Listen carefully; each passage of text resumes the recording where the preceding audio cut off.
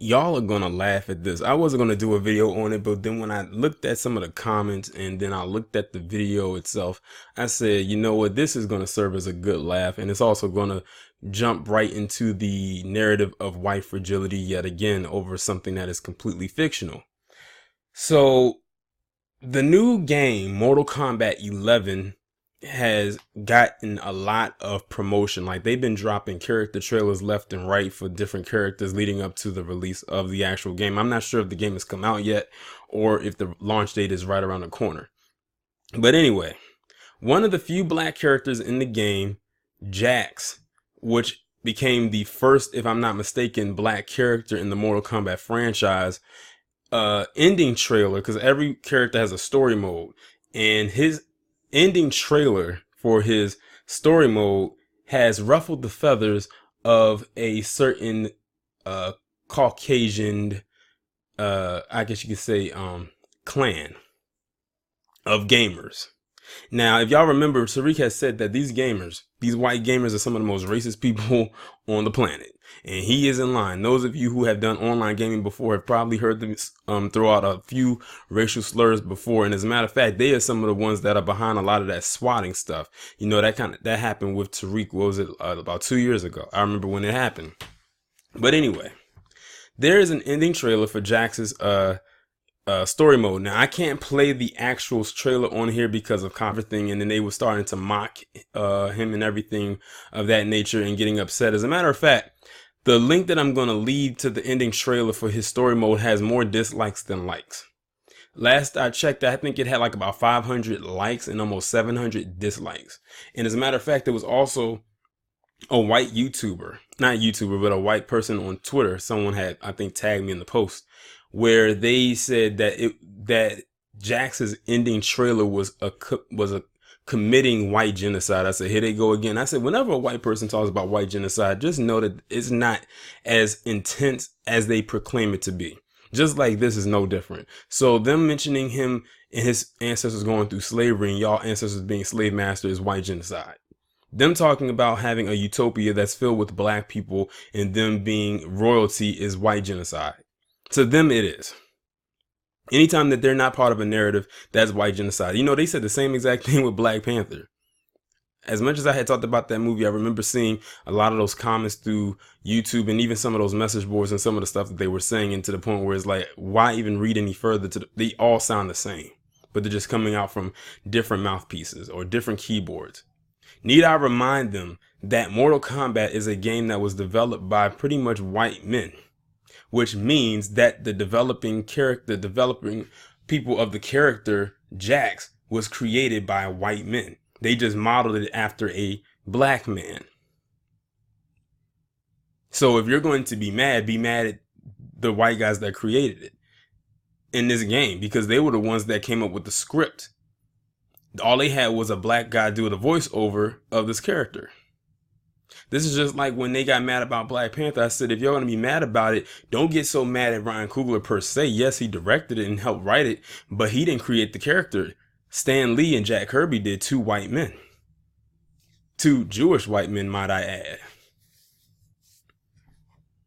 See, they direct their anger at the wrong direction because they don't want to get off cold, so they got to shift their anger elsewhere. That also reminds me of when that Mafia 3 game came out. Took place back in the 60s, where you had the main character who was a interracial character. He was black and I think Italian, if I'm not mistaken. And in one of the parts of the game, the mission was for him to go and kill Klan members. They said that was white genocide. So basically they were upset that this guy who was racially ambiguous was killing bad guys. I swear, like their comedic timing never ceases to amaze me. And the guy who posted that thing up on Twitter about it being white genocide, it backfired on him because he got like probably now over 1,000 replies to that. And people were saying, you know what? Now that you said all this, there's only one thing I can do. I'm going to go buy the special edition. I'm going to go buy the gold edition. I'm going to buy a few copies for myself and my family. I think I'm going to go and purchase this game. He actually did promotion for the company releasing this game, and he probably didn't even realize it.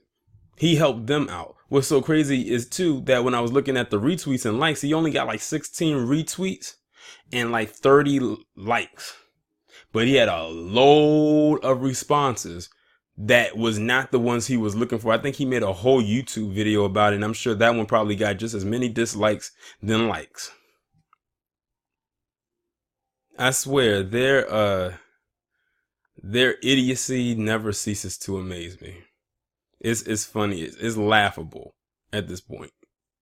But I have seen the trailers for the Mortal Kombat game, and it does look very, very good. But Mortal Kombat, for the most part, has always been a very good franchise. It's been around since the early 90s, and it's still going strong. We're talking about one of the longest running video game franchises ever, going on damn near 30 years.